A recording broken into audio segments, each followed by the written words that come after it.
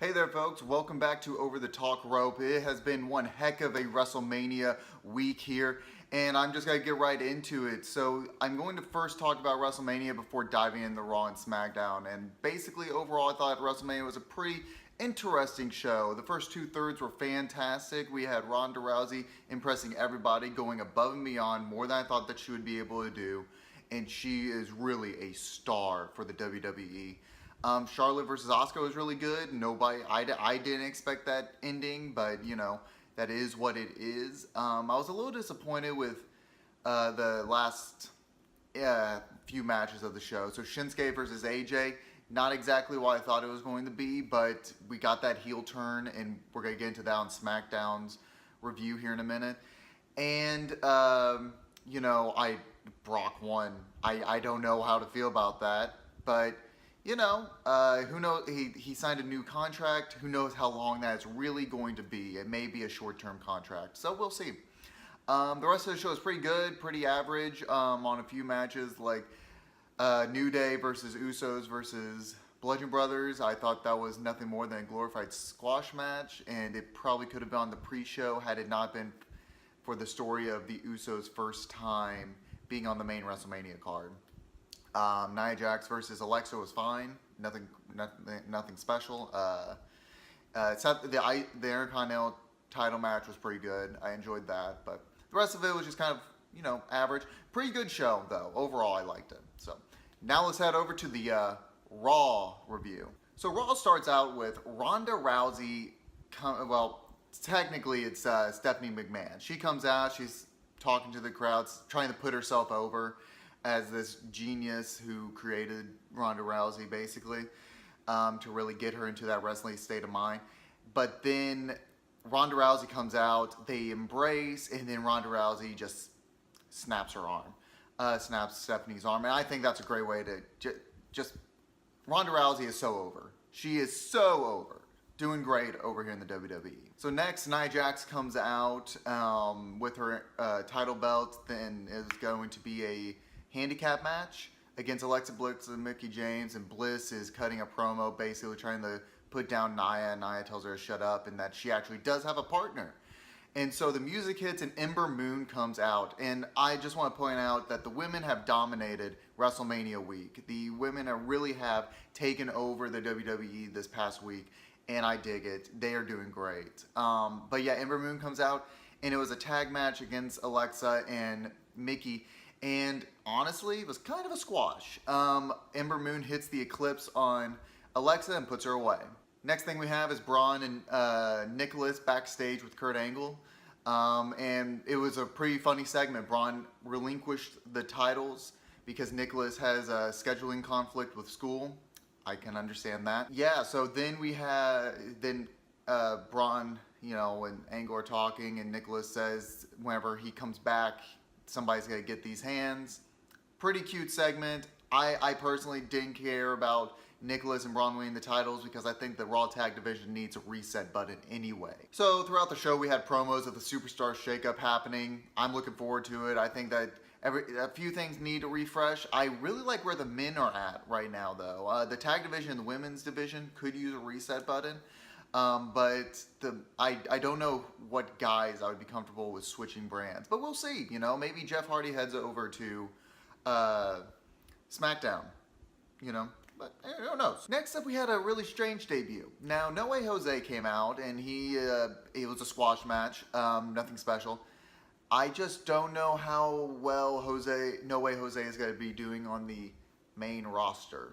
It doesn't look like he has, you know, people compared to the Adam Rose gimmick, but these party gimmicks don't get over with the crowd that much. I just want to see No Way Jose get some depth, and maybe he will be a pretty good low to mid card competitor, but otherwise I really don't know what his ceiling is. So next segment is the Bar comes back to talk to Angle, saying, hey, we saw that Braun relinquished the titles, so how about you just give it back to us? And Angle's like, no. What's going to happen is that there's going to be this tag team eliminator tournament, and the winners of the tournament will face the Bar at the Greatest Royal Rumble for the tag team titles. Now, all well and good. And we're just going to go right into the match, which is the Club versus the Revival. And honestly, I don't like seeing either one of these teams lose. I understand somebody has to. But Carl Anderson takes a lot of pins. And Carl Anderson, of the match, I thought was a standout. He really could be something great if they just went with him. But, that's neither here nor there. The Revival win. Next up, Rollins comes out. He cuts a promo about, I'm a Grand Slam champion. People are chanting Grand Slam Rollins, burn it down, all that good stuff. Finn comes out. Finn challenges Rollins New Japan style and says, hey, I want that title. And Rollins is like, okay, let's fight. So, that's basically it on their part. But then The Miz comes out. The Miz cuts this promo about how him losing made Monroe Sky, his child, cry, and then that made Maurice cry, which made him cry. And there was an exchange there before The Miz and Miztourage challenged, or were challenged by Rollins and Balor, whatever. Jeff Hardy returns. So we got another return. In addition to these debuts. A lot of returns and debuts on this episode, which is fine. So Jeff Hardy returns there, and that sets up the 6-man tag match later in the night. The next match is Mandy Rose versus Sasha Banks. This match really wasn't anything. Bayley accidentally punched Sasha. I thought we moved back in that story. I thought that we were actually going somewhere with that, but who knows. But yeah, it was basically just to set up Paige's retirement speech, which came right after this match ended. Mandy Rose picked up the win, by the way. But yeah, Paige retired from in-ring competition. And, you could tell that it really, really hurt her she's only like, 25, 26. So that is disappointing to see that she has to retire from in-ring competition due to her neck injuries. But she said that Daniel Bryan gave her hope that maybe one day that she would be able to fight through this and get back in the ring. So we'll see how that goes. The next segment is Elias. I love Elias. He is great. So he's trying to run down the crowd, but the crowd are loving Elias. They sing along with him, and whenever he calls them scumbag, they say that we deserve that. We are scumbags. They start chanting that, and I've never seen Elias like that giddy with himself. I mean, you can always tell he's having a good time, but he looked actually happy to be running down these people and them to receive it the way they were. And then, he even improvised and said, for those of you who no longer want to punch you in the face or something like that. It was good. It was good stuff. But we do have another return. Bobby Lashley comes back here. So Bobby Lashley returns. All he did was basically come out, suplex Elias, and walk back. Nothing crazy. The next angle segment of the night was KO and Sami Zayn came back, and they're like, hey, do you have room on your roster? And he's like, no, my tag division is full, but I heard TNA is hiring, which was a great line. Surprised that they got, you can tell WWE just genuinely doesn't care anymore. But yeah, it was a good line, good delivery, and that sets up KO versus Sami later in the night for the last remaining single spot on Raw. So Slater and Rhino come out. They do an open challenge for anybody in the back. Authors of Pain come out. Authors of Pain squash them, so there's another debut. And they leave Paul Ellering by ringside. They say, they just basically put their hand on him and tell him to stay, and they walk away from him. And it's kind of like, this is our journey now. You can stay back. It's okay. So I really like that. I thought it was a good little bit of storytelling if you followed their careers through NXT. And I'm looking forward to AOP destroying that tag team division. So Roman Reigns comes out to do his promo, and this isn't a typical, I feel like this isn't a normal Roman Reigns promo. He's usually like, pretty confident in himself, but he whined the entire time. Like, he was complaining that Vince didn't tell him that Brock Lesnar re-signed, and then he was complaining that Vince didn't tell him that even after he lost, he has the Universal title match at the Greatest Royal Rumble. I wouldn't complain. Yeah, Brock may kill you again, but at least you got a match for the title. Well, it was whatever. And Samoa Joe comes out and schools him on the mic. He basically says, quit whining, quit making excuses. You go up against Brock, you lose, and then you come out here and complain about it, and it's annoying. So after Brock beats you at the Greatest Royal Rumble, I'll be waiting for you at Backlash to pick up the scraps and choke you out. And I'm like, and I miss Joe. Joe is so good. So happy he is back. So the next match in this tag team eliminator was Titus Worldwide versus Woken Matt Hardy and Bray Wyatt. Bray Wyatt and Hardy go over. I don't really like how their finisher is. It doesn't look pretty. Hopefully they figure something else out. The next match is KO versus Sami Zayn. This is one heck of a match. And, you know, it may have ended a little prematurely or whatever. But, yeah, I thought it was a really good match. It ended with nobody winning because neither one could get up after finishers. So, yeah, that's pretty much it. Neither one of them wins that contract. So the next segment is a backstage segment where Finn, Seth, and Jeff Hardy are all walking backstage, I guess, towards Gorilla. And Jeff stops and sees Matt, and they have a quick exchange before Bray Wyatt comes in, and he's like, "Brother Nero," and they hug. It was all really good delivery. Once Jeff walks back over to Finn and Seth, they both look at him like they're super confused, and Finn's like, "What in the world was that?" And Jeff, just great. He just threw gum in his mouth, shrugs, and walk away. I really dig it. I thought it was a really good segment. But yeah, pretty much it. Then we go into the 6-man tag match, which was basically house show quality. They all, you know, they do their thing. The faces go over, and then all the faces hit their finishers on the Miz Taraj. So yeah, I mean, nothing special to it. It was a pretty entertaining main event, if nothing else. I hope that doesn't become a usual thing. But yeah, pretty much it for Raw. I thought it was a pretty good show. It was entertaining, if nothing else. Some people were disappointed with how the debuts and returns were, which I don't blame them, but not every single one can be super impactful. Like, I thought Joe returning was pretty good. Ember Moon made a really big splash by basically squashing Alexa and Mickey. But yeah, so I thought it was a good show. All right, so now we're heading over to SmackDown Live, which was another really good show. I mean, these shows after Mania really delivered. So Shane McMahon comes out to start. So each night we had the McMahons start the night. But this is face McMahon. So Shane comes out and the crowd are cheering him on. And for whatever reason, they're thanking Shane for WrestleMania weekend. I don't know why. But anyway, we have him say, yeah, Daniel Bryan is a full-time wrestler now. Full-time wrestler. He's no longer your general manager. He is now just a wrestling personality, which is fantastic. I'm so happy Daniel Bryan is no longer shackled by the general manager position, which made Shane McMahon announce the new general manager, Paige. So Paige comes out. She basically says, yeah, this is my house now, blah, blah, blah. You know, she thanks Shane McMahon. And I'm glad to see Paige gets a position with the company after she cannot compete in the ring. So that's always good. I'm really happy to see that.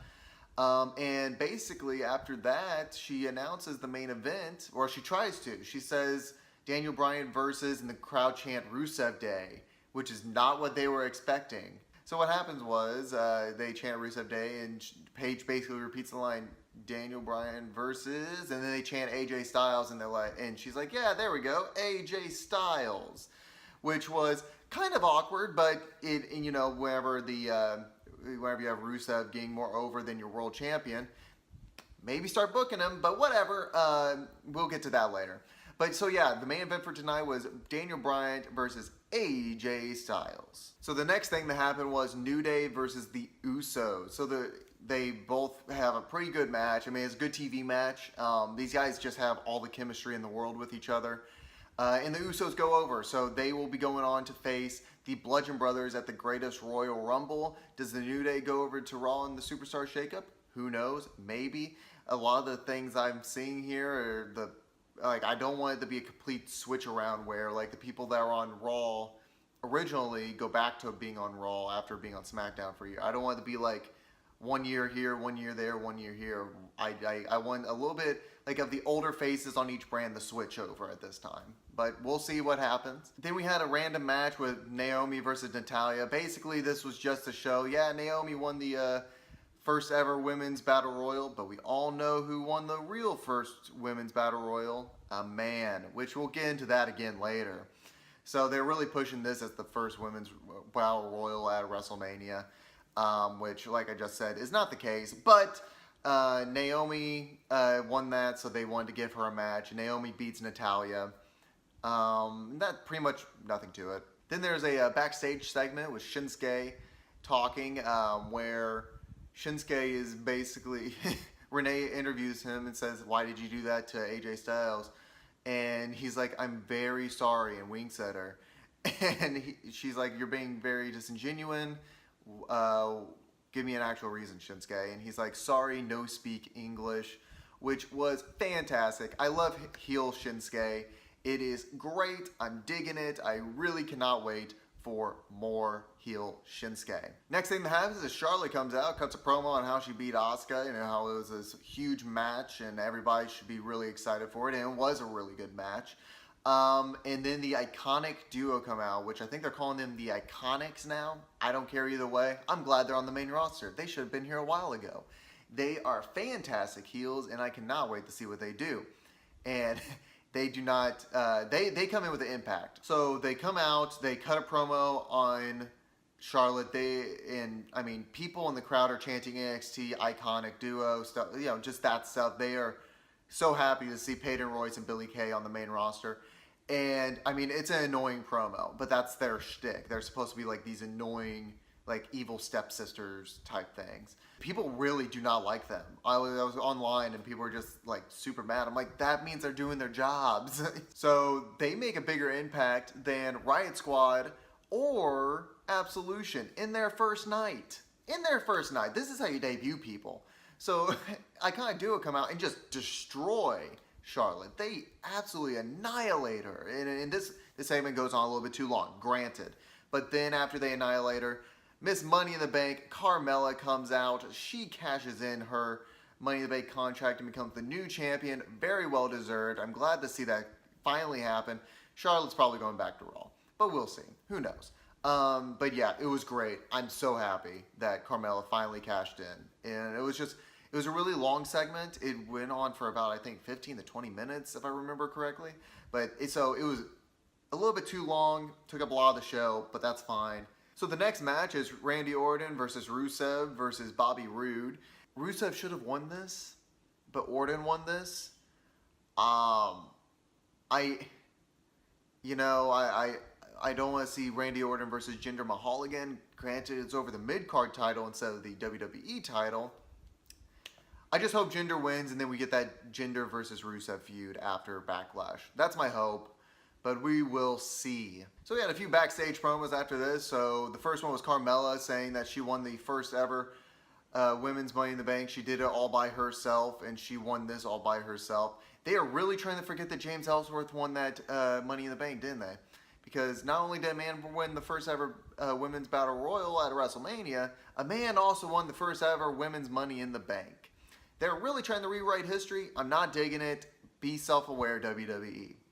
But it was a good promo by Carmella. It happened. Moving on to the next promo, which was AJ Styles, who basically said, if he wants to talk to Shinsuke, he'll just punch him in the face, something like that. Nothing crazy. It was just like, generic face. I don't know. Whatever. Moving on. So we get Daniel Bryan versus AJ Styles. It was one heck of a match for the 10-15 minutes that it went on for before Shinsuke came out. And he kneed both of them in the face. And he hit AJ below the belt a few times. Heel Shinsuke is best Shinsuke. Plain and simple, Shinsuke needed this. We all needed this. It was fantastic. I love this. So SmackDown Live, also a really good show. Alright guys, that's all from us here at Over the Talk Rope. Be sure to subscribe and follow us. We'll be doing a NXT versus 205 Live episode here later this week. Be sure to be on the lookout for that. And so subscribe, hit that notified bell. And from all of us here at Over the Talk Rope, we'll see you next time.